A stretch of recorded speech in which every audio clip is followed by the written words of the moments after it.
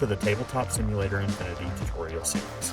In this video, we're going to be going over the basics of getting started, how to download Tabletop Simulator, Steam, the mod, everything to get going. We're assuming you don't know anything about Tabletop Simulator, so we'll go ahead and get started there. The first thing you're going to do is download the Steam client for your Mac or PC or Linux machine. I believe Tabletop Simulator only runs on PC and Mac, and the Mac version is not perfect, but it is playable. So once you've installed Steam, created your account, and you open up the software, it'll generally take you to this store page. This is where you'll go ahead and find Tabletop Simulator. Click on it. Generally, the retail price on Tabletop Simulator is $20 US. Quite often you can find half off sales and get it for $10. They do that at various times throughout the year. It's totally worth it. Of course, I already own it, but you'll find a link to purchase it. Of course, you'll enter all your information and purchase it that way. Once you go through that dialog, it'll ask you if you want to go ahead and install it, and you will. Once it's installed, it will show up in your library. So if you come over here to library and go to home, you'll see a list of games that you've installed over here. I already have it in my my favorites because I use it quite a bit. And so we'll click on it. And there's a couple of different places we'll get to from this menu.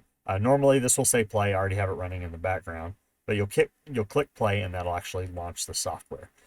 Also from this page, a very handy place to go is the workshop. And I'll show this off later in the video, but this is where we will actually be getting the Infinity mod, and then you can find mods for a bunch of other games that you're wanting to play. So first, actually we'll go ahead and do that now. We'll go to the workshop, and these are all the assets that you can download for Tabletop Simulator. So we'll go ahead and we'll search for Infinity, the game. And the official mod is generally the first one to show up. You'll know it's the official one because it is by Why Rock No Die. He's pretty much my main partner in this. He's the project lead, and so he's the one that actually handles the uploading to Steam. So you'll get a little plus button, something like that, down in the corner. Click that. It'll automatically subscribe you to the mod. So once you open up Tabletop Simulator here in a little bit, you'll be able to access it that way. So we'll go ahead and we'll head back to the library. We'll click play, and we'll go ahead and get into Tabletop Simulator, and I'll show you how to load the mod. Once Tabletop Simulator is installed and you launch it, it'll bring you up to the menu. There's a couple of things that you want to kind of go through and check. The first is if you click this light bulb, Tabletop Simulator will actually run you through a tutorial that'll give you the basics of how to interface everything, how to pick up, how to flip a card, how to reconstitute a deck if you're playing a card game. All these things, it'll take you through the basics of the controls. If you ever want to know all the controls that you have available to you, you can click the exclamation point on your keyboard, and it'll bring up all these commands and some extra hints to help get you through. We're going to go ahead and we're going to back out to the main menu because we're going to load up the Infinity, the game mod. So for purposes of this, we're just going to create a single player instance just to get in there and play around. This is also where you would go to join a multiplayer game or to even create your own multiplayer game with your friends or whoever you find online, say on the Discord or what have you. So we're going to start a single player. And once you subscribe to the mod, as we did earlier in Steam, you'll notice that anything you've subscribed to will show up here in this blue workshop section. It'll show you the most 5 recent.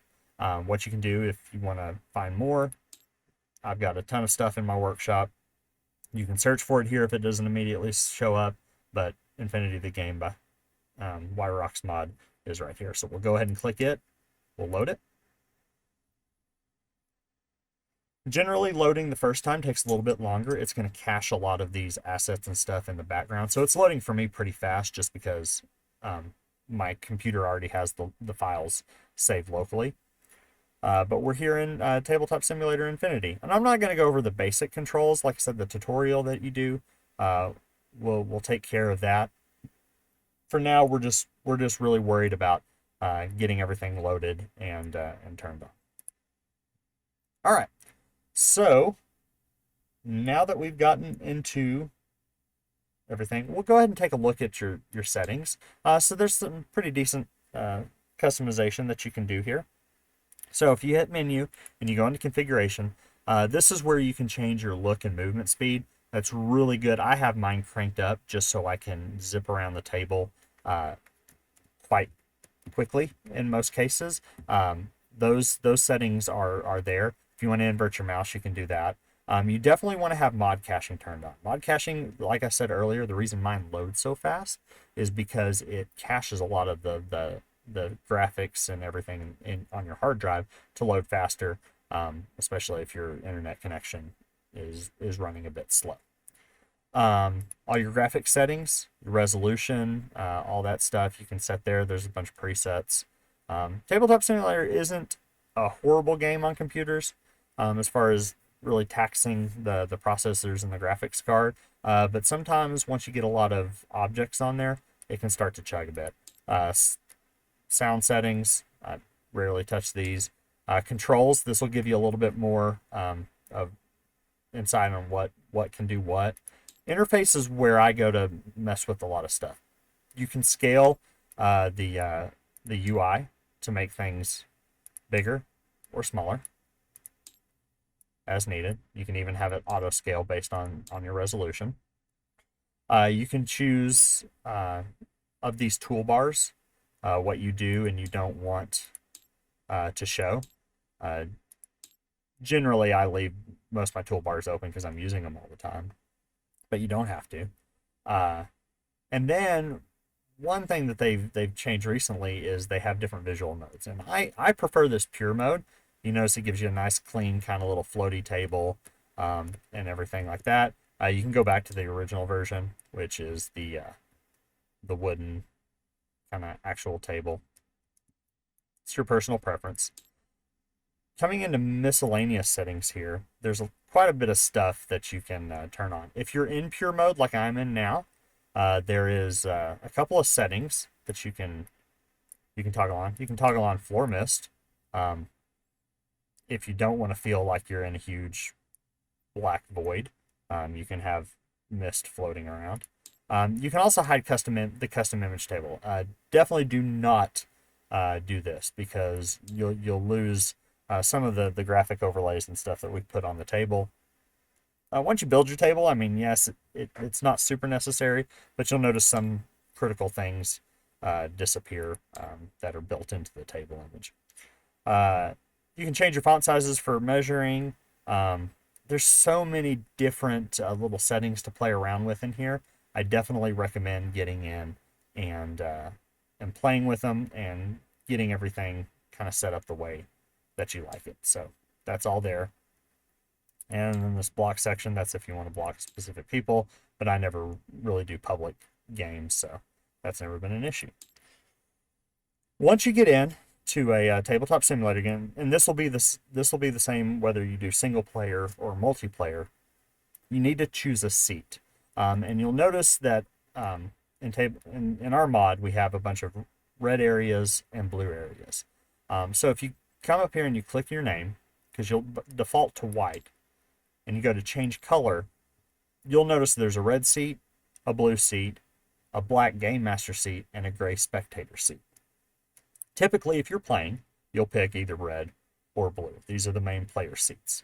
The GM you'll use, and I'll show that more in a different video as to why you would use the game master and what you would need that for.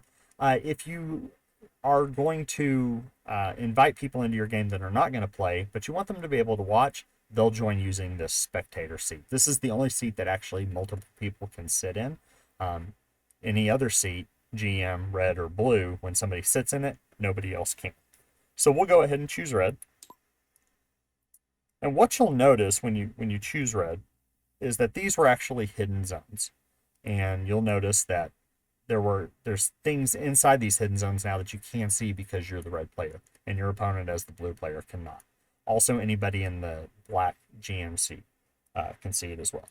So you'll definitely want to pick your seat, and you'll notice your Steam icon and name will show up at the table to basically represent that you are now sitting at that table. Okay, so say you've been in the mod and you've changed, you've customized some stuff, you've set up a table for you and a friend to play, or y'all were in the middle of a game and he had to leave, so you wanted to save the game to come back to later. You can definitely do that. So what you'll do when it's time to save is you'll come up to Games, and you'll come into your Save and Load. You'll click this first, and then come over here to Save Game. And at that point, it's going to give it the default name Infinity the game, but you can name it, versus Joe on November the 5th of 2020. This is how I number stuff for file numbering. And then you'll just save it. And now, the next time you're ready to load a game, and we can actually jump up to the main menu here, when you go to create your single player or multiplayer room, instead of coming back to the workshop entry, which will always be the same, well, which will always be our update, you'll come back into your custom one and load it, and it'll load into that particular instance one more time. Now, of note, our workshop mod, when we do updates to it, your saves will not update. Your saves will be the state of the mod at the time you saved it. So if we came in later and did some changes, that will not update yours. So if you're going to build like a custom table that is really fine-tuned to things that you're wanting to do, you'll either need to constantly update it as we update ours and change it. There are some tips and tricks on how you can kind of move stuff between the two a little bit easier to keep it updated. But just note that once you save a version, if we update the base mod, yours will not update. Okay, now say you want to host a multiplayer game. What you'll do is you'll come into Create. And this time, instead of creating a single player, we'll go ahead and create a multiplayer. You'll give it a name, and you can give it a couple of different server types. Public basically puts it on the main Tabletop Simulator lobby listing. I definitely recommend, unless you just want some weird random person that doesn't know how to play Infinity to jump in, you're generally not going to just make a public game, but put a password on it. Doesn't have to be super secure, just something to where some random person just won't jump in. If you're friends with whoever you're going to play on Steam already, you can use friends. And basically what that allows them to do is they'll see you in their server browser. They'll actually see your game in their Steam friends list, and they can actually join in that way if there is available capacity. They don't even need a password. You can't even password protect it if it's friends. Or you can set it to invite only, to where you open up the room and then through your Steam friends list, you can invite them into your game. That's a great way to do it. Having them as your Steam friend is definitely the easiest, but if you're hooking up a game with somebody, say on our Discord, generally making a public room with a password. A lot of times I use their Discord name as the password. It's easy for them to remember, and then they can join in. You can also scale how many players can actually join. Now, generally, Infinity is a 2-player game. You can do multiplayer. There are ways to do that even in Tabletop Simulator. But this also counts for all your spectators as well. So if 2 people are playing, you can have up to 8 different spectators come in and watch in Tabletop Simulator. And they can actually fly around with their own camera. They can't interact with anything, but they can kind of get their own views of everything.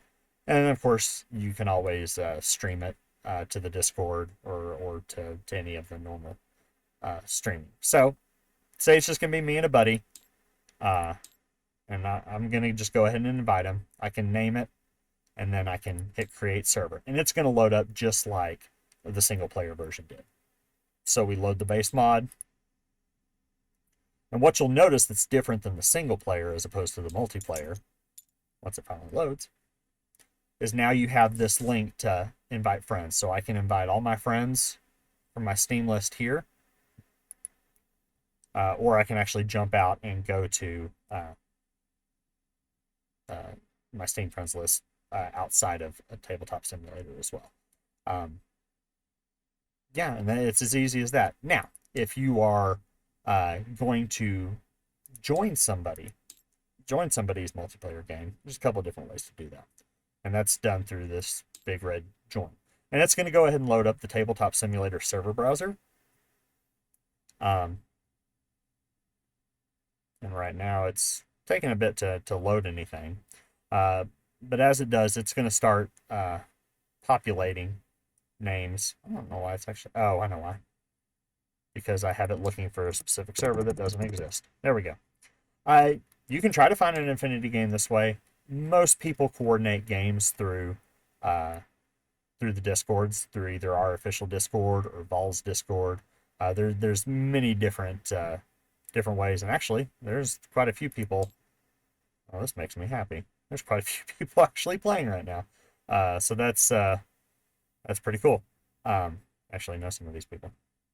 And you'll see how many players spots. So if it says 3 to 8, and you know who it is, and these are all passworded, you can join in that way. You can click friends only. So if somebody did start up a game using the friends, you can join them that way. Different ways to filter. And then of course, once you find the game, you'll connect and it'll load up that way. That's pretty much it for actually the kind of the basics of getting started. Like I said, I recommend going through that tutorial and kind of getting used to the controls and everything. There's a lot of advanced controls that you can do, and we'll try to go over those in a different video. The next video though is going to be about kind of just your basic turn in Infinity and those basic controls. Thanks for listening, and we'll see you next time.